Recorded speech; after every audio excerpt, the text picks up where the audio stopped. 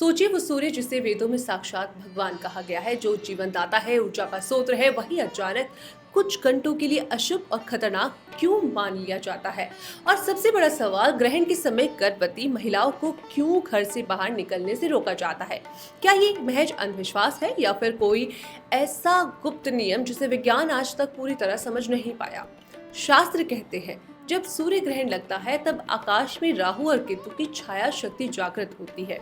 ये वही शक्तियां हैं जिन्हें पुराणों में राक्षसी कहा गया है, और यही छाया गर्भस्थ शिशु पर असर डाल सकती है। कहा जाता है कि ग्रहण की इस अदृश्य शक्ति से भ्रूण में शारीरिक या मानसिक दोष पैदा हो सकता है। अब विज्ञान की तरफ रुख कीजिए। नासा और मेडिकल स्टडीज कहती हैं कि सूर्य ग्रहण के समय अल्ट्रावायलेट और कॉस्मिक रेडिएशन असामान्य रूप से बढ़ जाते हैं। ये विकिरण आंखों, त्वचा और डीएनए तक को प्रभावित करते हैं। डॉक्टर मानते हैं कि यदि गर्भवती महिला उस समय सूर्य की सीधी किरणों में आती है तो बच्चे की जीन्स और बॉडी स्ट्रक्चर पर बुरा असर हो सकता है।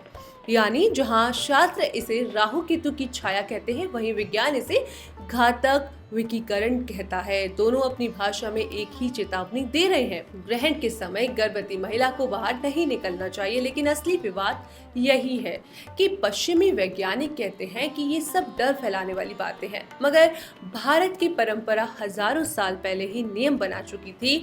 तो सोचिए, क्या हमारे ऋषि मुनि किसी प्रयोगशाला में बैठे थे या फिर वे सचमुच ब्रह्मांड की उन अदृश्य शक्तियों से जुड़े थे जिन्हें आज का विज्ञान अब तक खोज भी नहीं पाया। तो अगली बार जब ग्रहण लगे और कोई कहे ये तो सिर्फ आकाशीय खेल है, तो इसमें डरने की बात नहीं।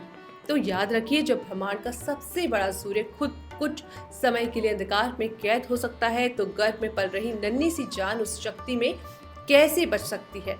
ग्रहण कोई साधारण घटना नहीं, ये वो पल है जब दिव्य ऊर्जा, खतरनाक विकिरण दोनों मिलकर धरती पर उतरते हैं। और यही है वो रहस्य जिसने हजारों सालों से गर्भवती महिलाओं को बचा कर रखा हुआ है। आपकी इस पर क्या राय है, कमेंट में हमें जरूर बताएं।